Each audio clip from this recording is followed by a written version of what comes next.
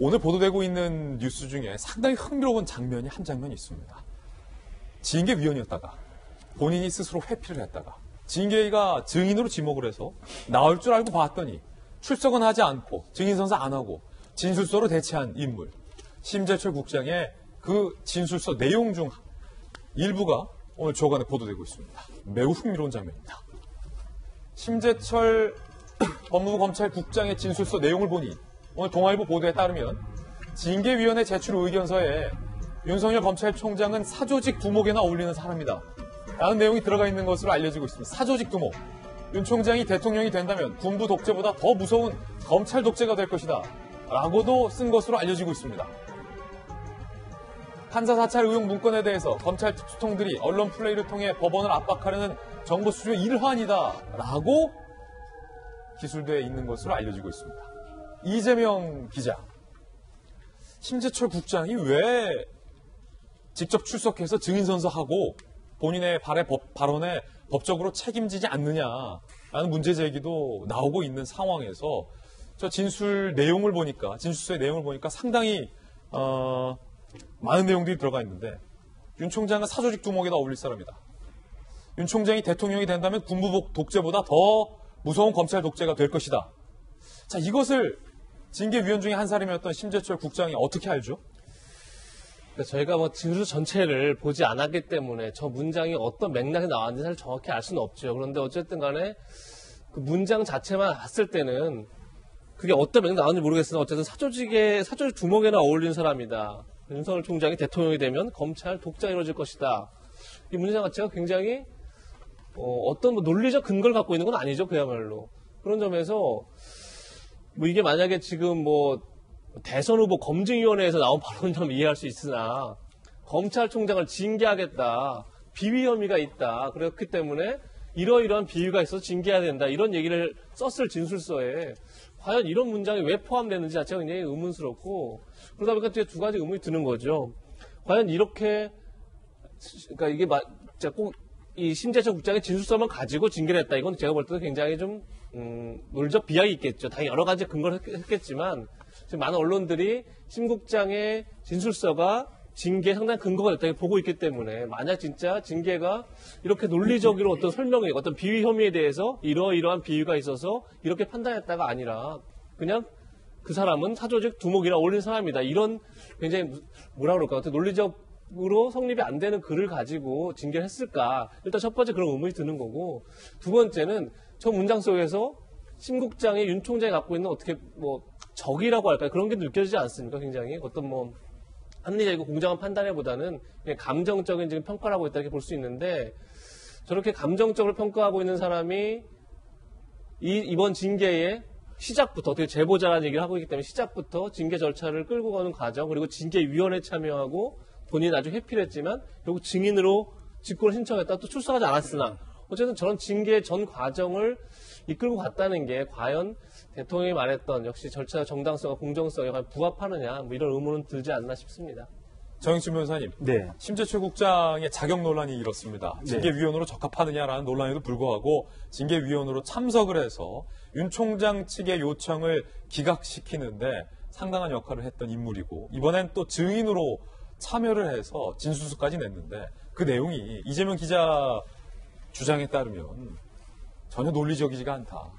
증인이라면 이 혐의에 대해서 구체적으로 논리적으로 증명을 할 뒷받침 그런 것들이 있어야 되는데 한 조간신문은 심재철 국장의 관심법이라고 표현을 하고 있더군요. 그 표현에 대해서 동의하지 않는 분들도 상당히 많겠습니다만 그 말인즉슨 윤 총장이 사조직 두목에다 어울릴 법하다. 대통령이 된다면 군부 독재보다 더할 것이다.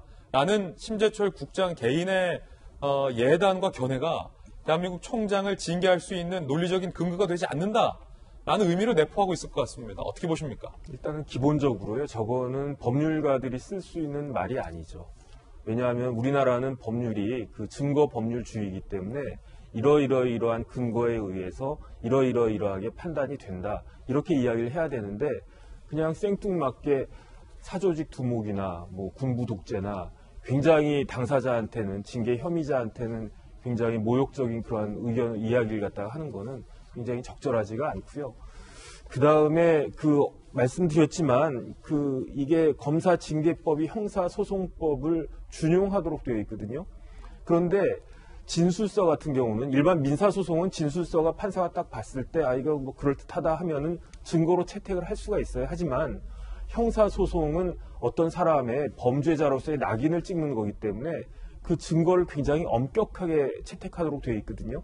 그래서 아무 진술서나 이걸 갖다가 다 증거로 할 수 있는 게 아니고 진술서가 있으면은 그 진술을 한 사람이 재판에 나와가지고 이번 같은 경우에는 징계위원회에 나와가지고 이 진술서 내가 쓴 게 맞습니다라고 확인을 해줘야 예. 증거로 쓸 수 있다라고 형사소송법이 규정이 돼 있어요. 그 말은 뭐냐면은 그렇게 하지 않으면 증거 능력이 없다. 다시 말해서 증거로 쓸 수 없다는 이야기거든요. 그런데 그렇다라고 한다면 심재철 국장이 아무리 설득력이 있는 그러한 진술서를 수백 페이지짜리를 냈다고 하더라도 징계위원회에 나와가지고 그런 절차를 밟지 않으면은 이 심재철 국장의 의견서는 절대로 증거로 쓸 수가 없고 인용이 될 수가 없는 거거든요. 그럼에도 불구하고 만약에 이제 심 국장의 진술서가 징계에 영향을 미쳤다라고 한다면 이거는 나중에 행정소송, 본안소송 가가지고 아마 중요한 윤 총장 측의 공격 포인트가 될 수 있을 것으로 생각이 됩니다. 예. 아시다시피 윤 총장에 대한 이번 징계는 징계위원 단 4명이서 결정을 했습니다. 그런데 조간신문들의 취재를 종합해보면 이 4명 중에 한 명인 신성식 대검 반부패 강력부장은 윤 총장의 징계 사유는 그리고 그 혐의는 인정되지 않는다라고 반대를 했었던 것으로 알려지고 있습니다. 결과적으로 징계위원 단 3명이 징계를 한 셈이 됐습니다. 추라인 분류되는 신성식 부장, 징계 사유 대부분 혐의가 인정되지 않는다. 징계 정족수만 채우고 최종 표결에서 기권을 했다고 합니다. 자, 이 행동 자체가 좀 논란입니다. 만약에 징계 사유가 혐의가 되지 않는다라고 본인이 소신이 있다면 징계 정족수를 채울 것이 아니라 징계 정족수를 채우기 이전에 뭔가 액션을 취해야 됐던 건 아니냐라는 비판이 제기되고 있고요. 또 다른 포인트는 결국 징계위원 4명 중 3명의 의결로 정직 2개월이 합의가 됐다라는 겁니다. 검찰에서는 본인이 혐의가 인정되지 않는다라고 생각했다라는 건 중요하지 않는다. 정족수 맞추는 역할을 이미 다 했다라는 것이 중요하다라고 동아일보 기자에게 비판을 한 상황입니다. 박정환 대변인 어떻게 보십니까? 글쎄, 이제 7명 징계위 구성을 해야 되는데 이 중에서 4명, 그마저도 신성식 국장 같은 경우는 아니다라고 얘기를 하고 기권을 했다는 것은 대통령이 말씀하셨다는 절차적 정당성이 아니라 그저 절차만 거쳐갔다라고 저는 해석을 하고 싶어요. 그러니까 억지로 되지 않은 것을 그냥 형식적으로 맞춰서 징계를 했다라고 해석이 들고요. 사실은 그저께 저녁 7시부터 곧 징계 발표가 나온다 하는데 결국에는 어제 새벽 4시까지 논란이 있었습니다. 그 안에서 얼마나 많은 논란들이 있었는지에 대해서는 오늘 아침 조간들이 또 얘기를 하고 있는데요. 각각의 의견들이 전체 만장일치가 된 적이 없었다. 그 다음에 징계 수위에 대해서도 굉장히 논란이 많았었다. 그리고 심지어는 좀 전에 저희가 얘기했던 심재철 국장의 의견서에 대한 반론을 듣지도 못하고 특별 변호인단은 중간에 퇴장을 해버렸다. 이런 논란까지 만들어가면서 쭉 왔는데 앞서 말씀드린 것처럼 절차적 정당성이 아니라 그저 과정으로서의 절차만 거쳤을 뿐이지 앞으로 누가 판단을 하건 간에 전혀 이 정당성이나 이 징계권에 대한 그 당위성을 확보하지 못하는 그런 상황이었다라고 저는 해석을 좀 하고 싶습니다. 그리고 조금 좀 달라집니다만 앞서 우리 박수현 대변인께서 전직 검찰총장님들 성명서 말씀을 하시며 이명박 대통령의 다스와 도곡동 땅 말씀하셨는데 다스 건에 대해서는 대법원의 최종 판결이 나왔으니까 제가 더 말씀은 안 붙이겠습니다만 도곡동 땅도 그게 논란이 됐었던 건지에 대해서는 한번 확인을 해보실 필요가 있지 않을까. 향후 앞으로도 다른 방송에서 또 말씀하실 텐데 이게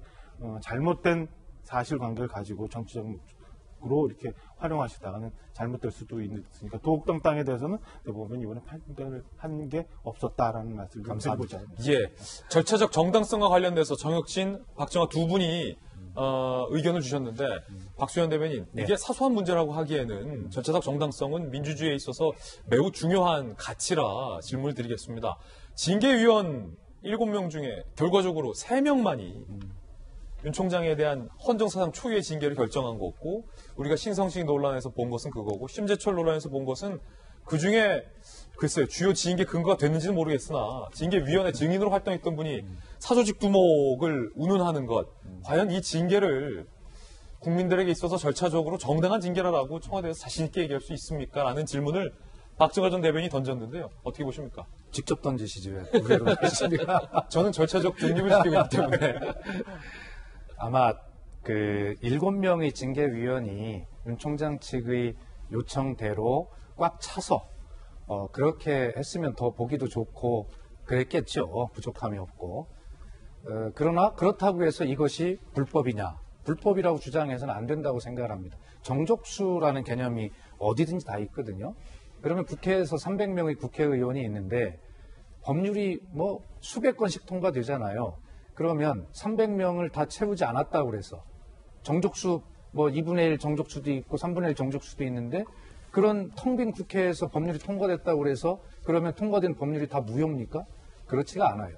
그렇기 때문에 아까 말씀드렸듯이 7명이 다 차서 또 윤 총장 측이 불만이 없는 절차적 정당성까지 다 완벽히 갖추었으면 더 보기는 좋았겠지만 그러나 그렇다고 해서 정족수 개념이 있기 때문에 불법이 아니다라는 말씀을 드리고 싶고요.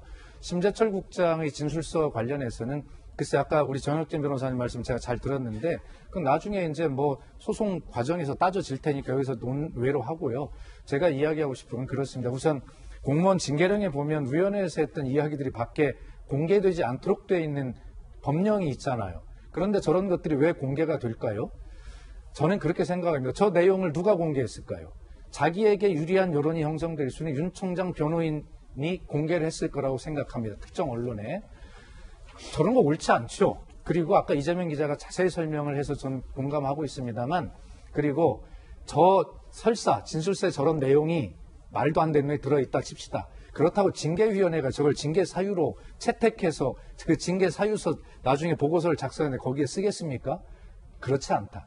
그렇게 증거로 채택하지 않는 그런 내용을 발췌해가지고 법령을 어기면서 언론에 공개하는 윤 총장 측의 언론 플레이 자체가 잘못된 것이다 라고 하는 말씀을 드리고 싶고 신성식 반부패부장에 대해서는 아마 정족수를 채우기 위해서 그 검찰국장과 반부패부장은 늘 그 징계위원회에 두르는 고정 멤버이기 때문에 당연히 두르는 것인데 정족수를 채우는 그 본연의 역할을 했을 거예요.